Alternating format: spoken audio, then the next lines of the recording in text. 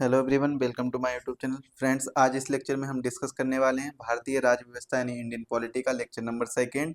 इससे पहले lecture number 1 में हम संवैधानिक विकास के बारे में डिस्कस कर चुके हैं और आज का जो हमारा टॉपिक रहेगा वो रहेगा संविधान का निर्माण। जैसा कि मैंने लास्ट लेक्चर में बताया था कि हम इसको कंप्लीट करेंगे 35 लेक्चर्स में। इंडियन पॉलिटी कंप्लीट हो जाएगी आपकी 35 लेक्चर में और ये आपके यूपी पीसीएस प्री के एग्जाम के लिए और RO ARO pre plus mains दोनों के लिए बहुत ही ज़्यादा बेनिफिट करने वाली है। तो इस वीडियो को और आने वाले सभी वीडियो को अंत तक जरूर देखिएगा और चैनल पर जो साथी नए हैं चैनल को सब्सक्राइब करिए और बेल आइकन को प्रेस करिए जिससे वीडियो की लेटेस्ट नोटिफिकेशन सबसे पहले आपके पास पहुंचे। चलिए स्टार्ट करते हैं आज का ये लेक्चर जिसमें हम पढ़ेंगे संविधान का निर्माण।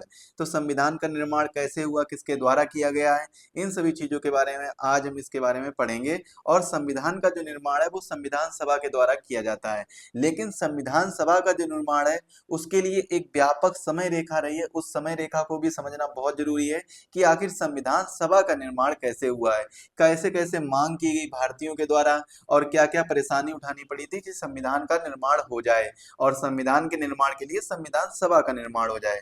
तो संविधान सभा का गठन किस प्रकार से हुआ उसकी एक टाइमलाइन है, उस टाइमलाइन को हम सबसे पहले जान लेते हैं। तो सबसे पहले इसी टाइमलाइन में आता है स्वराज विधेयक। पंडित जो बाल गंगाधर तिलक हैं, बाल गंगाधर तिलक के द्वारा स्वराज विधेयक की मांग की जाती है 1895 में और स्वराज विधेयक के तहत ही बाल गंगाधर तिलक अनौपचारिक रूप से संविधान की मांग करते हैं। कैसे अनौपचारिक रूप से संविधान की मांग करते हैं, किस विधेयक के तहत की जाती है, स्वराज विधेयक के तहत की जाती है। और इसके बाद में एक अधिनियम आता है भारत सरकार अधिनियम। भारत सरकार अधिनियम में मैंने लास्ट लेक्चर में काफी चीजें आपको डिस्कस करके बताई थी कि क्या क्या भारत सरकार अधिनियम के अंतर्गत आता है। तो ये सभी चीजों के बारे में हमने डिस्कस किया था। तो एक बार आप लोगों को याद रखना होगा जो भारत सरकार अधिनियम है 1919 का, इसी को भारतीय परिषद अधिनियम या इसी को मॉन्टेग्यू चेम्सफोर्ड रिफॉर्म भी कहते हैं, यानी मॉन्टेग्यू चेम्सफोर्ड सुधार भी कहते हैं। इस अधिनियम के तहत क्या होता है, प्रांतों में द्वैध शासन का शुभारंभ कर दिया जाता है। प्रथम बार उत्तरदायी शासन शब्दों का प्रयोग किया जाता है। कैसे किया जाता है, प्रथम बार उत्तरदायी शासन, यानी जो उत्तरदायी शासन शब्द का जो प्रयोग किया जाता है वो कब किया जाता है, 1919 के भारत परिषद अधिनियम के अंतर्गत किया जाता है। और लोक सेवा आयोग का भी गठन किया जाता है और पहली बार भारत में महिलाओं को वोट देने का राइट्स है वो भी इसी अधिनियम के तहत मिलता है। तो इस अधिनियम के बाद में जब इतने सुधार किए गए थे तो भारतीय समझ गए थे कि अब हमें और भी संवैधानिक सुधारों की मांग करनी चाहिए, जिससे क्या होगा कि ब्रिटिश लोग शायद हमारे लिए संविधान, एक नया संविधान बनाकर दे दें।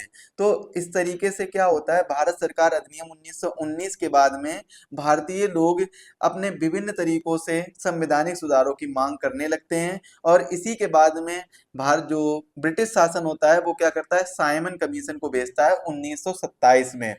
साइमन कमीशन ये एक, मतलब इसको कैंसिल कर दिया गया था, इसको रद्द कर दिया गया था। क्यों किया गया था इस कमीशन को रद्द, इसलिए किया गया था क्योंकि इसमें कोई भी भारतीय शामिल नहीं था, यानी कोई भी इसमें इंडियन शामिल ना होने की वजह से इस कमीशन को रद्द कर दिया गया था। और इसके जो चेयरमैन है या इसकी अध्यक्षता किसके द्वारा की गई थी, अध्यक्षता सर जॉन साइमन के द्वारा की गई थी। किसके द्वारा की गई थी, सर जॉन साइमन के द्वारा इसकी अध्यक्षता की गई थी। साइमन कमीशन संवैधानिक सुधारों का अध्ययन करने के लिए आता है और इसमें भारतीय शामिल ना होने की वजह से इसको क्या कर दिया गया था, वापस भेज दिया जाता है या रद्द कर दिया जाता है। और इसी कमीशन को वापस भेजने या रद्द करने के लिए लाला लाजपत राय और उनके जितने भी अनुयायी होते हैं या साथी होते हैं वो सब क्या करते हैं, साइमन गो बैक का नारा लगाते हैं और इसी भीड़ में क्या होता है, लाठी चार्ज करने का आदेश दे दिया जाता है ब्रिटिश द्वारा। और जिससे क्या होता है, लाला लाजपत राय के काफी ज्यादा लाठी लगने की वजह से हॉस्पिटल में वो भर्ती किए जाते हैं और इसके बाद में उनकी वहीं पर मृत्यु भी हो जाती है।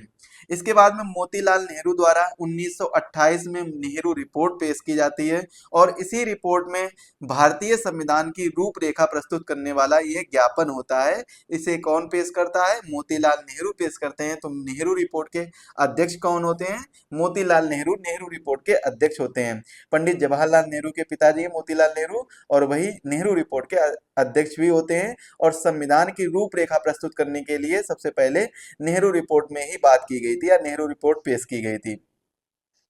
इसके बाद में तृतीय गोलमेज सम्मेलन हो जाता है। देखिए तृतीय गोलमेज सम्मेलन होता है तो इसमें 1930, 1931 और 1932, 1930, 1931, 1932, 1930 में पहला गोलमेज सम्मेलन, 1931 में दूसरा और 1932 में तीसरा गोलमेज सम्मेलन होता है। तो तृतीय गोलमेज सम्मेलन यानी राउंड टेबल कॉन्फ्रेंस के बाद में इसे इस श्वेत पत्र में भी संविधान सभा के लिए कोई प्रारूप नहीं किया गया था।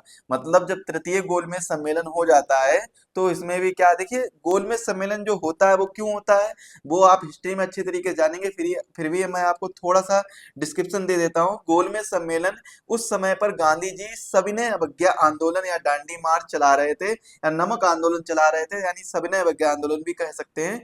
तो सविनय अवज्ञा आंदोलन को रोकने के लिए इन लोगों को मीटिंग में बुलाया जाता है। मतलब जो भारतीय राष्ट्रीय कांग्रेस को रिप्रेजेंट कर रहे थे गांधी जी और एससी एसटी को रिप्रेजेंट कर रहे थे बी आर अम्बेडकर और वुमेन को रिप्रेजेंट कर रही थी सरोजनी नायडू। तो इन लोगों को लंदन बुलाया जाता है और लंदन में जो वहां के प्रधानमंत्री होते हैं मैकडोनाल्ड। तो मैकडोनाल्ड क्या करते हैं, इन लोगों को बुलाते हैं और साथ में ही क्या होता है, एक गोलमेज सम्मेलन होता है जिसमें पहले गोलमेज सम्मेलन में कांग्रेस पार्टिसिपेट नहीं करता है तो इसलिए एक रद्द कर दिया जाता है। दूसरे गोलमेज सम्मेलन में पार्टिसिपेट तो करता है कांग्रेस, यानी गांधी जी पार्टिसिपेट तो करते हैं लेकिन वो शर्तें अस्वीकार कर देते हैं, तो ये वाला गोलमेज सम्मेलन भी रद्द कर दिया जाता है। और तीसरे गोलमेज सम्मेलन में गांधी जी जब वहां पर पार्टिसिपेट नहीं करते हैं, मतलब मीटिंग में नहीं जाते हैं, गोलमेज सम्मेलन में नहीं जाते हैं, तो ये वाला गोलमेज सम्मेलन भी रद्द कर दिया जाता है। तो इस प्रकार से गोलमेज सम्मेलन के बाद में एक श्वेत पत्र पेश किया जाता है और उस श्वेत पत्र में भी संविधान सभा के लिए कोई भी ऐसा ड्राफ्ट नहीं बताया जाता है कि संविधान बनाने के लिए संविधान सभा तैयार की जाएगी। इसके बाद में 1934 में पहली बार औपचारिक रूप से मानवेंद्र नाथ रॉय ने संविधान सभा की मांग की थी। 1934 में किसने, 1934 में पहली बार औपचारिक रूप से एम एन रॉय ने यानी मानवेंद्र नाथ रॉय ने संविधान सभा की मांग की थी। संविधान का निर्माण में जो इसके बाद का जो पक्ष होता है वो होता है 1934 में ही कांग्रेस कार्य समिति के द्वारा संविधान सभा की मांग की जाती है और यह पहली बार वयस्क मताधिकार के आधार पर संविधान सभा की स्पष्ट मांग की जाती है। पहली बार किस आधार पर, वयस्क मताधिकार के आधार पर। कब, 1934 में। इसके बाद में भारत सरकार अधिनियम आता है 1935 का और इसमें अंग्रेजों ने इस अधिनियम के माध्यम से भारतीय आकांक्षाओं को संतुष्ट करने के लिए प्रयत्न किया और लेकिन प्रयत्न तो किया था, काफी कानून भी बनाकर दिए थे और कई प्रकार के नियम भी बनाकर दिए थे, लेकिन क्या है वो असफल रहे थे संतुष्ट करने के लिए। मतलब भारतीयों ने अब सोच लिया था कि उनको बिल्कुल आजादी चाहिए, उनको उनका संविधान उनके स्वयं के द्वारा लिखा होना चाहिए, मतलब स्वयं के द्वारा बना हुआ होना चाहिए। तो ये चीज भारतीयों ने सोच ली थी, तो इसीलिए भारत सरकार अधिनियम को भी क्या कर दिया था, इन्होंने एक तरीके से मानने से अस्वीकार कर दी, मानने से मना कर दिया था कि हम इस अधिनियम में जो भी कानून दिए गए हैं वो नहीं मानेंगे। फिलहाल उस समय के लिए नहीं मानते, लेकिन जब संविधान बनकर तैयार हो जाता है तो सबसे ज्यादा डाटा भी यहीं से लिया जाता है, भारत सरकार अधिनियम 1935 से ही लिया जाता है। इसके बाद में लखनऊ अधिवेशन होता है 1927 में, एक लखनऊ अधिवेशन होता है, उसमें संविधान सभा की मांग को दोहराया जाता है, वापस से संविधान सभा की मांग को दोहराया जाता है और अगस्त प्रस्ताव आता है 1940 में। संविधान सभा की मांग को सैद्धांतिक रूप से स्वीकार किया गया था। कौन से प्रस्ताव में, अगस्त ऑफर में, अगस्त ऑफर यानी अगस्त प्रस्ताव में संविधान सभा कॉन्स्टिट्यूएंट असेंबली की मांग को सैद्धांतिक रूप से स्वीकार कर लिया गया था। ये चीज याद रखिए, कई बार ये क्वेश्चन में स्टेटमेंट में आ जाता है। इसके बाद में 1942 में एक क्रिप्स मिशन आता है जिसकी अध्यक्षता कौन करते हैं, स्टैफर्ड क्रिप्स इसकी अध्यक्षता करते हैं। कौन करते हैं, स्टैफर्ड क्रिप्स। ये क्वेश्चन पूछा जाता है और स्टैफर्ड क्रिप्स ही बाद में कैबिनेट मिशन योजना के साथ भी आते हैं और कैबिनेट मिशन योजना में 3 सदस्य होते हैं, उनके बारे में हम कैबिनेट मिशन योजना में चर्चा करेंगे। क्रिप्स मिशन देखिए किस लिए आता है, द्वितीय विश्व युद्ध के बाद स्वयं भारतीयों द्वारा अपना नया संविधान तैयार करने का मसौदा यानी ड्राफ्ट प्रस्ताव रखता है, तो इस वजह से क्रिप्स मिशन आता है। लेकिन ये क्रिप्स मिशन भी क्या होता है, फेल हो जाता है, क्योंकि भारतीय सोच लेते हैं, ऐसे पहली बार भी हुआ था जब प्रथम विश्व युद्ध हुआ था तब भी इन्होंने यही कहा था कि आप मेरी विश्व युद्ध में सहायता करिए तो मैं आपके लिए स्वयं खुद का संविधान बनाकर दूंगा। और इसी प्रकार से क्रिप्स प्रस्ताव या क्रिप्स मिशन में भी ये बात कही जाती है। तो ये बात भारतीय राष्ट्रीय कांग्रेस मानने से इनकार कर देती है कि हम ऐसा बिल्कुल नहीं करेंगे। आप तो हमेशा झांसा ही दे देते हैं कि जो संविधान बनाकर या संविधान सभा बनाकर तैयार करेंगे, जो भारतीयों के लिए संविधान बनाकर तैयार करेगी, मतलब संविधान सभा की बात हो रही है यहाँ पर, तो संविधान सभा बनाकर तैयार करेंगे। लेकिन क्या होता है, जब भारतीय क्रिप्स मिशन को मना कर देते हैं तो उसके बाद में एक योजना आती है, कैबिनेट मिशन योजना 1946 में। कब आती है? 1946 में। एग्जैक्ट डेट याद कर लीजिए, 24 मार्च 1946 को कैबिनेट मिशन योजना आती है। 24 मार्च 1946 को। इस कैबिनेट मिशन योजना में 3 सदस्य होते हैं। कौन कौन से होते हैं? एक तो होता है पैथिक लॉरेंस, पैथिक लॉरेंस जो अध्यक्ष भी होते हैं, पैथिक लॉरेंस। दूसरे होते हैं एबी अलेक्जेंडर, एबी अलेक्जेंडर। और तीसरा जो मेंबर होता है वो होता है स्टैफर्ड क्रिप्स, जो क्रिप्स मिशन में आते हैं, स्टैफर्ड क्रिप्स। तो ये 3 लोग होते हैं यो कैबिनेट मिशन योजना के तहत। कैबिनेट मिशन योजना के तहत कितने लोग होते हैं? 3 सदस्य होते हैं। इस मिशन के भारतीयों की संविधान सभा की मांग को स्वीकार किया गया और इसके ही आधार पर संविधान सभा को तैयार भी किया जाता है। अब हम बात कर लेते हैं क्रिप्स प्रस्ताव और कैबिनेट मिशन के बारे में, दोनों को डिटेल से समझ लेते हैं। देखिए, क्रिप्स प्रस्ताव कब आया था? 1942 में। क्रिप्स प्रस्ताव का जो कथन था उसमें महात्मा गांधी ने पोस्ट डेटेड चेक की संज्ञा दी थी। किसको? क्रिप्स प्रस्ताव को महात्मा गांधी ने क्या कहा था? पोस्ट डेटेड चेक है, क्योंकि महात्मा गांधी समझ गए थे ये चीज कि जो ब्रिटिश हैं वो हर बार अपनी बात कहे तो देते हैं लेकिन करते नहीं है, तो इसीलिए इसको क्या कहा था? पोस्ट डेटेड चेक कहा था। इसके जो अध्यक्ष थे क्रिप्स प्रस्ताव के वो कौन थे? स्टैफर्ड क्रिप्स थे। और इसमें एक महत्वपूर्ण प्रावधान किया गया था, वो क्या किया गया था कि एक निर्वाचित संविधान सभा का गठन होगा। ये बात मात्र कही गई थी कि एक निर्वाचित संविधान सभा का गठन होगा, लेकिन कब होगा? जब विश्व युद्ध जीत जाएंगे उसके बाद होगा। तो इसीलिए इसे इनकार कर दिया जाता है और इसीलिए महात्मा गांधी जी इसे पोस्ट डेटेड चेक भी कहते हैं। इसके बाद में कैबिनेट मिशन आता है। कैबिनेट मिशन कब आया था? 24 मार्च 1946 को। कब आता है? 24 मार्च 1946 को कैबिनेट मिशन आता है। इसमें 3 सदस्य थे, पैथिक लॉरेंस अध्यक्ष, स्टैफर्ड क्रिप्स और एबी अलेक्जेंडर। इसमें जो महत्वपूर्ण प्रावधान था वो था, इसी प्रस्ताव के आधार पर संविधान सभा का गठन किया गया था। किसका गठन किया गया था? कॉन्स्टिट्यूएंट असेंबली का गठन किया गया था कैबिनेट मिशन योजना के तहत। याद रखिएगा, बहुत ही जरूरी है। संविधान सभा के लिए अब चुनाव होना था। संविधान सभा की मांग हो गई, संविधान सभा का गठन हो गया, तो संविधान सभा में कुछ ना कुछ सदस्य होंगे, तो उसके लिए चुनाव होना था। अब वो चुनाव किस प्रकार से होना था? अप्रत्यक्ष चुनाव, यानी इनडायरेक्ट इलेक्शन होना था। कैसे होना था? Indirect election. इनडायरेक्ट इलेक्शन होना था, जिसमें ब्रिटिश भारत की बात की जाए तो 296 सदस्य और देसी भारत के 93 सदस्य शामिल थे। और वहीं ब्रिटिश भारत में प्रांतीय विधानसभा के कुछ सदस्य थे और 4 सदस्य थे चीफ कमिश्नर प्रांतों से। मतलब जो 292 सदस्य थे वो कौन थे? प्रांतीय विधानसभा के सदस्य थे। चीफ कमिश्नर प्रांतों से कितने सदस्य थे? 4 सदस्य थे। तो सर वो 4 चीफ कमिश्नर प्रांत कौन कौन से थे? एक तो था अजमेर, दूसरा बलूचिस्तान, तीसरा कुर्ग और चौथा दिल्ली। तो ये 4 चीफ कमिश्नर प्रांत थे जहां से एक एक सदस्य शामिल हुआ था, ब्रिटिश भारत के तहत संविधान सभा में शामिल हुआ था। मतलब यहाँ पर टोटल आपको देखने को मिल जाएंगे 389 मेंबर। मतलब संविधान सभा में कितने? टोटल 389 मेंबर आपको देखने को मिलेंगे। लेकिन इसके बाद में जब चुनाव परिणाम परिणाम आता है तो कांग्रेस को 208 सीटें मिलती हैं, मुस्लिम लीग को 73 सीटें मिलती हैं और निर्दलीय 8, अन्य 15 लोग जीतते हैं। तो 208 सीटें सीटें सबसे ज्यादा कौन जीतता है? कांग्रेस जीतता है, यानी इंडियन नेशनल कांग्रेस, उस समय पर भारतीय राष्ट्रीय कांग्रेस। मुस्लिम लीग को 1973। कांग्रेस की स्थापना की बात की जाए तो 1885 में इंडियन नेशनल कांग्रेस की स्थापना होती है। किसके द्वारा की जाती है? ए ओ ह्यूम के द्वारा की जाती है। इसके बाद में मुस्लिम लीग की बात की जाए तो 1906 में इसकी स्थापना होती है। कब होती है? 1906 में। तो चुनाव परिणाम में जीतता कौन है? विनर कौन रहता है? कांग्रेस विनर रहती है। मुस्लिम लीग सेकेंड नंबर पर 73 सीटों के साथ में। निर्दलीय जो लोग खड़े होते हैं वो 8 लोग जीतते हैं। अन्य जो पार्टी होती है, छोटी मोटी पार्टी होती है, उनके 15 लोग जीतते हैं। इसके बाद में संविधान सभा की 3 महत्वपूर्ण बैठकें होती हैं। उन बैठकों में जो 3 महत्वपूर्ण बैठकें होती हैं, एक तो होती है 9 दिसंबर 1946 को, दूसरी होती है 11 दिसंबर 1946 को, और तीसरी होती है 13 दिसंबर 1946 को।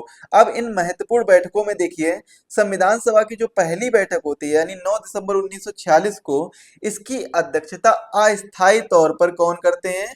अस्थायी तौर पर इसकी अध्यक्षता करते हैं सच्चिदानंद सिन्हा। सच्चिदानंद सिन्हा इसकी अध्यक्षता करते हैं, लेकिन कैसे? अस्थायी तौर पर, यानी नॉन परमानेंट तौर पर इसकी अध्यक्षता करते हैं। और अस्थायी उपाध्यक्ष भी चुने जाते हैं। ये एक महत्वपूर्ण बिंदु है, क्योंकि पहली बैठक होती है उसमें अस्थायी अध्यक्ष तो आपको ज्यादातर किताबों में लिखा हुआ दिख जाएगा, लेकिन जो उपाध्यक्ष है वो नहीं दिखेगा। तो अस्थायी उपाध्यक्ष भी होते हैं पहली बैठक के अंतर्गत। वो कौन होते हैं? Frank Anthony. फ्रैंक एंथोनी ये कौन होते हैं? अस्थायी उपाध्यक्ष होते हैं। मुस्लिम लीग और देसी रियासत ने इस बैठक का क्या किया था? बहिष्कार किया था। मतलब जितनी भी देसी रियासतें थीं और मुस्लिम लीग थी, वो इस बैठक का बहिष्कार करने लगे थे। और इसमें अस्थायी अध्यक्ष के तौर पर किसे चुना जाता है? सच्चिदानंद सिन्हा को, जबकि अस्थायी उपाध्यक्ष के तौर पर फ्रैंक एंथनी को चुना जाता है।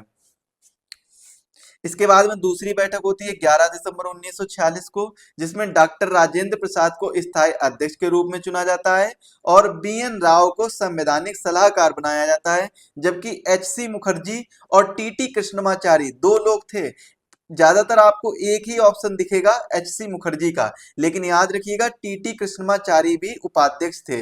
स्थायी उपाध्यक्ष जो 11 दिसंबर को बनाए गए थे, वो दो लोग बनाए गए थे। कौन कौन? एक तो बनाए गए थे एचसी मुखर्जी और तीसरे बनाए गए थे टीटी कृष्णमाचारी। तो दो लोग ये उपाध्यक्ष के तौर पर चुने गए थे। इसके बाद में 13 दिसंबर 1946 को पंडित जवाहरलाल नेहरू द्वारा संविधान सभा के समक्ष उद्देश्य प्रस्ताव रखा जाता है, जिसको हम क्या कहते हैं? ऑब्जेक्टिव रिजोल्यूशन, यानी उद्देश्य प्रस्ताव। और बाद में यही रिजोल्यूशन, ऑब्जेक्टिव रिजोल्यूशन, बाद में प्रियम्बल बनता है। क्या बनता है? प्रियम्बल, जो कि अगले लेक्चर में हम कंप्लीट तरीके से पढ़ने वाले हैं प्रियम्बल के बारे में। ये पेश किया जाता है, ऑब्जेक्टिव रिजोल्यूशन यानी उद्देश्य प्रस्ताव पेश किया जाता है संविधान सभा की तीसरी बैठक के अंतर्गत। और वो तीसरी बैठक होती कब है? 13 दिसंबर 1946 को संविधान सभा की तीसरी बैठक होती है। और पहली कब होती है? 9 दिसंबर 1946 को, दूसरी 11 दिसंबर 1946 को, तीसरी होती है 13 दिसंबर 1946 को।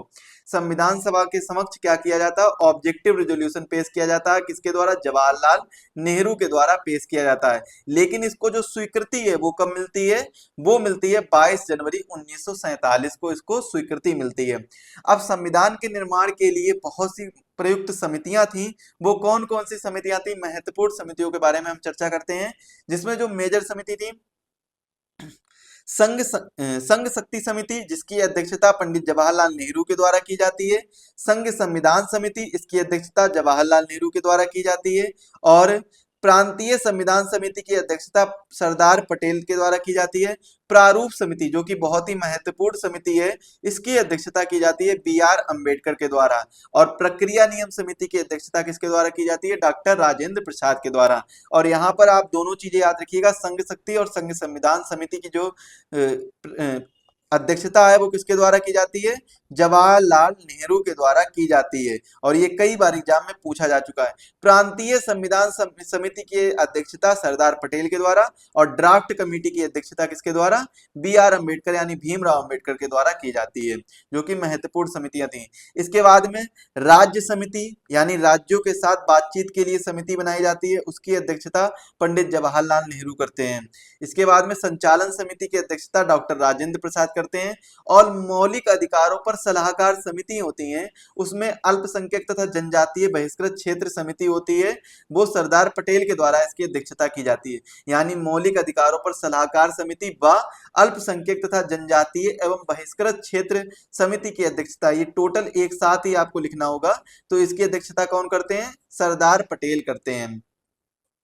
इस समिति में 5 उप समितियां होती हैं। कितनी उप समितियां होती हैं? जो मौलिक अधिकार पर सलाहकार समिति होती है या अल्पसंख्यक तथा जनजातीय एवं बहिष्कृत क्षेत्र की समिति होती है, जिसकी अध्यक्षता सरदार पटेल करते हैं। तो इसमें कुल 5 उप समितियां होती हैं। वो कौन कौन सी होती हैं, चलिए उनको एक बार जान लेते हैं। एक तो होती है मौलिक अधिकार की उप समिति, जिसकी अध्यक्षता जेबी कृपलानी करते हैं। अल्पसंख्यक उप समिति, इसकी अध्यक्षता एचसी मुखर्जी करते हैं। उत्तर पूर्व सीमांत जनजातीय क्षेत्र और असम बहिष्कृत एवं आंशिक रूप से बहिष्कृत क्षेत्र उप समिति की अध्यक्षता गोपीनाथ बारदोलाई करते हैं। इसके बाद में बहिष्कृत एवं आंशिक रूप से बहिष्कृत क्षेत्र असम के अलावा जो क्षेत्र हैं उस उप समिति की अध्यक्षता एवी ठक्कर करते हैं। और उत्तर पश्चिम सीमांत जनजातीय क्षेत्र उप समिति की अध्यक्षता की जाती है। ये उप समिति होती है। इसके बाद में संविधान सभा में एक और महत्वपूर्ण समिति है प्रारूप समिति, जिसकी अध्यक्षता कौन करते हैं? बी.आर. अम्बेडकर करते हैं। पहले ही बता चुका हूं। अब हम इसको डिटेल से पढ़ते हैं, थोड़ा सा डिटेल से, मतलब इसके जितने भी मेंबर हैं उनके बारे में और इनकी महत्वपूर्ण जो समिति है यानी इनके गठन कब हुआ था प्रारूप समिति का, उस चीजों के बारे में पढ़ते हैं। चलिए बात करते हैं प्रारूप समिति के बारे में। तो संविधान सभा की समितियों में सबसे महत्वपूर्ण समिति है वो कौन सी है? प्रारूप समिति है। और प्रारूप समिति का गठन कब होता है? 29 अगस्त 1947 को प्रारूप समिति का गठन होता है। कब? 29 अगस्त 1947 को गठन किया जाता है प्रारूप समिति का गठन। ये चीज याद रखिएगा। इसके बाद में समिति को नए संविधान का मसौदा यानी ड्राफ्ट, क्या चीज? मसौदा या ड्राफ्ट कह सकते हैं या प्रारूप कह सकते हैं। मसौदा, ड्राफ्ट, प्रारूप एक ही बात है। तो प्रारूप तैयार करने का काम सौंपा गया था किसको? प्रारूप समिति को। प्रारूप मतलब क्या है कि किस प्रकार से संविधान होना चाहिए, कहां पर कौन सा नियम लिखा होना चाहिए, कितने नियम लिखे होने चाहिए, कितने कानून बने होने चाहिए, इन सभी चीजों पर प्रारूप तैयार करने का काम किसका था? प्रारूप समिति का था, जिसकी अध्यक्षता बी.आर. अम्बेडकर करते हैं यानी डॉक्टर भीमराव अम्बेडकर करते हैं। और अध्यक्ष कौन होते हैं? डॉक्टर भीमराव अम्बेडकर। टोटल इसमें 7 मेंबर थे, इंक्लूडिंग चेयरमैन। इंक्लूडिंग चेयरमैन कितने मेंबर हैं इसमें? 7 मेंबर हैं। इंक्लूडिंग चेयरमैन इसमें 7 मेंबर हैं। तो एक कौन हो जाएंगे? बी.आर. अम्बेडकर, जो कि चेयरमैन होंगे। दूसरे हैं एन गोपाला स्वामी आयंगर। तीसरे हैं अल्लादी कृष्णा स्वामी अय्यर। और चौथे हैं डॉक्टर के.एम. मुंशी। पांचवें सैयद मोहम्मद सादुल्ला। और छठे हैं एन माधव राव। और इन्होंने किसका स्थान लिया था? बी.एल. मित्तर का स्थान लिया था, जिन्होंने अस्वस्थता के कारण, मतलब हेल्थ इश्यू के कारण इन्होंने इस्तीफा दे दिया था प्रारूप समिति से। किसने? बी.एल. मित्तर ने। तो इनकी जगह पर कौन आए थे? एन माधव राव आए थे। इसके बाद में डी.पी. खैतान के स्थान पर कौन आए थे? टी.टी. कृष्णमाचारी आए थे। और डी.पी. खैतान की क्या हो जाती? मृत्यु हो जाती 1948 में। इसी वजह से उनकी जगह पर टी.टी. कृष्णमाचारी, जो कि संविधान सभा के उपाध्यक्ष भी हैं, तो ये आते हैं प्रारूप समिति में। इसके बाद में कुछ अन्य लघु समितियां भी हैं, जैसे कि वित्त एवं कर्मचारी समिति, जिसकी अध्यक्षता डॉक्टर राजेंद्र प्रसाद करते हैं। क्रेडेंशियल्स कमेटी की अध्यक्षता अल्लादी कृष्णा स्वामी अय्यर करते हैं। हाउस कमेटी की अध्यक्षता बी पट्टाभी सीतारमैया करते हैं। ऑर्डर ऑफ बिजनेस कमेटी की अध्यक्षता डॉक्टर के.एम. मुंशी करते हैं। राष्ट्रीय ध्वज पर तदर्थ समिति डॉक्टर राजेंद्र प्रसाद इसकी अध्यक्षता करते हैं। इसके बाद में संविधान सभा के कार्यों पर समिति की अध्यक्षता जी.बी. मावलंकर करते हैं। और सुप्रीम कोर्ट पर तदर्थ समिति थी, इसकी अध्यक्षता एस बरदाचारी करते हैं, जो कि विधानसभा सदस्य नहीं होने के बावजूद भी इस समिति की अध्यक्षता करते हैं। सुप्रीम कोर्ट पर तदर्थ समिति की अध्यक्षता मुख्य आयुक्तों के प्रांत समितियों की अध्यक्षता बी पट्टाभी सीतारमैया करते हैं।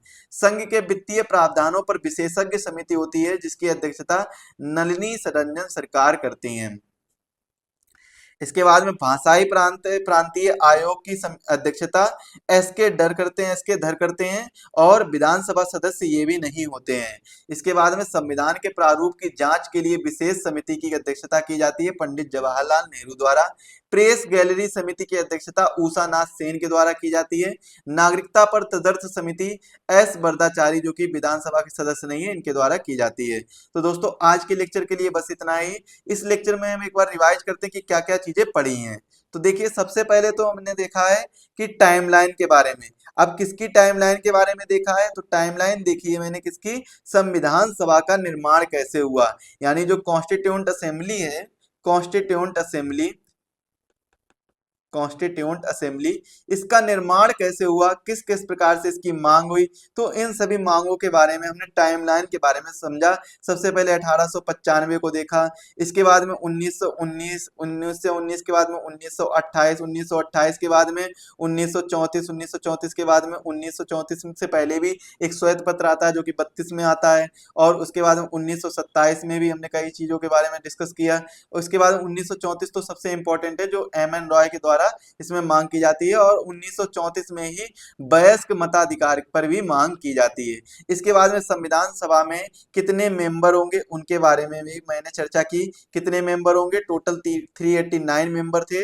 इसके बाद में इसमें आप क्या है, मुस्लिम लीग को इंक्लूड रखिएगा, अभी मुस्लिम लीग यहाँ से अलग नहीं हुई है, तो मुस्लिम लीग इंक्लूड करके कितने मेंबर थे, 289 मेंबर थे, जिसमें 292 प्लस 4 तो ब्रिटिश से थे और 93 तो देसी रियासत थे, यानी 296 ब्रिटिश प्रांत से और 93 कहाँ से, देसी रियासतों से थे। 4 जो सदस्य थे वो कहाँ से थे, कुर्ग हो गया एक, बलूचिस्तान, कुर्ग और बलूचिस्तान, बलूचिस्तान, इसके बाद में अजमेर और दिल्ली, दिल्ली और अजमेर, इन 4 जगहों से ये 4 सदस्य थे। 4 जगहों से क्या थे, 4 सदस्य थे। इसके बाद में हमने प्रारूप समिति के बारे में यानी ड्राफ्ट कमेटी के बारे में भी पढ़ा। संविधान सभा की जो अन्य समितियां थी, समितियां महत्वपूर्ण, मेजर और माइनर यानी दोनों मुख्य और जो प्रमुख नहीं भी हैं या छोटी समितियां, उनके बारे में भी डिटेल से मैंने डिस्कस किया है। इसके बाद में हमने प्रारूप समिति के बारे में डिटेल से पढ़ा है। किसके बारे में, प्रारूप समिति के बारे में, और जितनी भी माइनर समितियां थी, माइनर कमेटी थी, उसके बारे में भी चर्चा की है। उनके अध्यक्षों के बारे में चर्चा की, जो कि सबसे ज्यादा एग्जाम में पूछे जाते हैं। बाकी अन्य जितनी भी माइनर या मेजर कमेटी है, इनके अंदर से क्वेश्चन कोई भी नहीं आएगा, जबकि क्या पूछा जाएगा, इनके जो अध्यक्ष होंगे, अध्यक्ष से रिलेटेड यानी चेयरमैन से रिलेटेड ही क्वेश्चन आएगा। तो दोस्तों आज के वीडियो के लिए बस इतना ही रखते हैं। पीडीएफ की लिंक आपको डिस्क्रिप्शन बॉक्स में दे दी जाएगी, तो वहां से आप लोग डाउनलोड कर सकते हैं। पीडीएफ आपको प्रोवाइड करा दी जाएगी। डिस्क्रिप्शन बॉक्स में एग्जाम वेब ऐप की लिंक दी गई, तो वहां से जाकर आप पीडीएफ डाउनलोड कर सकते हैं, बिल्कुल फ्री ऑफ कॉस्ट ये पीडीएफ आपको प्रोवाइड करा दी जाएगी, तो वहां से जाकर आप डाउनलोड कर सकते हैं। दोस्तों आज के लेक्चर के लिए बस इतना ही रखते हैं। आप हमसे सोशल मीडिया पर भी जुड़ सकते हैं, इंस्टाग्राम पर जुड़ सकते हैं, टेलीग्राम चैनल को भी सब्सक्राइब कर लीजिए, क्योंकि यहाँ पर आपको पीडीएफ मिल जाया करेगी। इसके बाद में एग्जाम वेब ऐप को डाउनलोड कर लीजिए, क्योंकि यहाँ पर आपको डेली फ्री टेस्ट और करंट अफेयर्स से संबंधित सारे टेस्ट आपको यहाँ पर प्रोवाइड करा दिए जाते हैं। करंट अफेयर्स के नोट्स भी आपको यहाँ पर डेली बेसिस पर प्रोवाइड कराए जाते हैं, तो इस पर आप लोग ज्वाइन हो जाइए, इसको डाउनलोड करिए और इस पर आप लॉग इन कर लीजिए। फ्री डाटा आपको यहाँ पर बहुत ज्यादा फ्री डाटा मिलेगा। फ्री मतलब आपको बिल्कुल फ्री, 100% फ्री आपको यहाँ पर चीजें मिलने वाली हैं, तो इसको आप लोग जरूर डाउनलोड करिएगा। जो साथी चैनल पर नए हैं, चैनल को सब्सक्राइब कर लीजिए, बेल आइकन को प्रेस करिए, जिससे वीडियो की लेटेस्ट नोटिफिकेशन सबसे पहले आपके पास पहुंचे। मिलते हैं ऐसे अगले लेक्चर में, तब तक के लिए आप सभी को धन्यवाद। Thank you so much.